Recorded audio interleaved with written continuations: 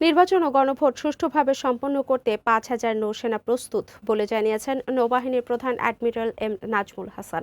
দুপুরে বরগুনা টিটিসিতে নৌবাহিনীর অস্থায়ী কন্টিনজেন্ট কমান্ডারের কার্যালয়ের নির্বাচন এবং গণভোট বিষয়ক মতবিনিময় সভায় একথা জানান তিনি। নৌপ্রধান বলেন, অতীতের যে কোনো নির্বাচনের তুলনায় এবার সশস্ত্র বাহিনীর অনেক বেশি সদস্য দায়িত্ব পালন করবে। নৌবাহিনীর সদস্যদের নিরপেক্ষতার সঙ্গে দায়িত্ব পালনের নির্দেশ দেন অ্যাডমিরাল এম নাজমুল হাসান।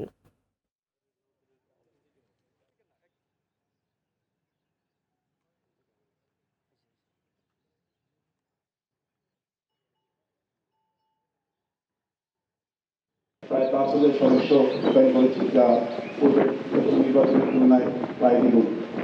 আমরা সবাই একসাথে স্থানীয় প্রশাসনকে সহায়তা প্রদান করছি, তাদের কাজ মিলিয়ে কাজ করে যাচ্ছি।